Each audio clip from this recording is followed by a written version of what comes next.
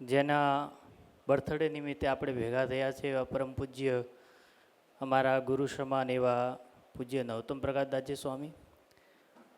સ્વામીની સાથે થોડોક સમય અમારે રહેવાનું થયું, પણ સ્વામી જેને ભક્તિનો માર્ગ, જેને ત્યાગનો માર્ગ, જેને તપનો માર્ગ, એ જો કોઈ સર્વ સાધન હોય તો એ પૂજ્ય નવતમ પ્રકાશદાસજી સ્વામીમાં છે.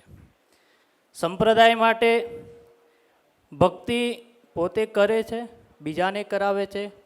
પંચેશ્વર જેવા ક્ષેત્રની અંદર અમે ઘણી જગ્યાએ જોયું છે. અમે પણ પહેલાં ગુરુજીની જોડે સાથે ત્યાં માલપુર બીજે ઘણી જગ્યાએ સત્સંગ કરેલો.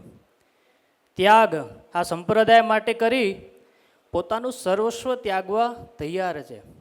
હમણાં જ આપણે સાળંગપુરનો પ્રસંગ જોયો તો વચ્ચે કે સ્વામી સંત સમિતિના મુખ્ય અધ્યક્ષ હતા, છતાંય સાળંગપુરમાં આપણે ભગવાન સ્વામિનારાયણ એ મુખ્ય એના પ્રવચન બાદ એમનું પદ હટાવવામાં આવ્યું, છતાં પણ રાજી થઈ સહજ ખુશીથી પોતાનું પદ ત્યાગી નાખ્યું, પણ ભગવાન સ્વામિનારાયણને પોતે આશ્રિત થયા છે.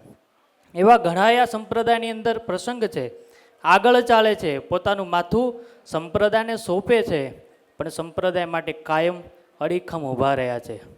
અમારા બ્રહ્મચારીઓનું મંડળ જે છે એ પૂજ્ય સ્વામીના આશીર્વાદથી છે. સ્વામીએ ખૂબ મહેનત કરી કે સંપ્રદાયની અંદર એક બ્રહ્મચારીનું અંગ છે, ઘટી જાય છે, પણ કોઈ બ્રાહ્મણો રહે અને સેવા કરે.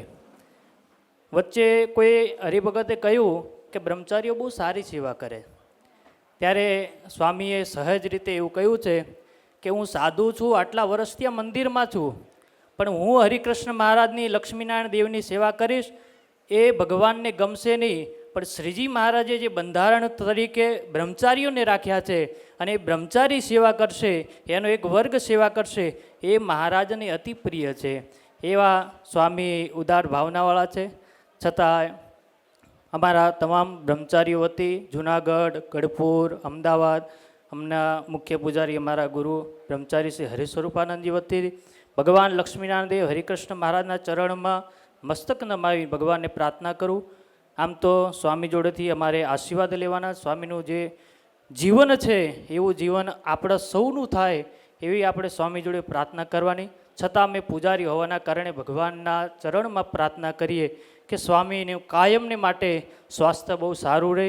સંપ્રદાયની અંદર ઘણા કાર્યો કર્યા છે, વિશેષ કાર્યો કરતા રહે, એ જ પ્રાર્થના સાથે હું મારા વક્તવ્યને સમાપ્ત કરું. અસ્તુ. જય સ્વામિનારાયણ.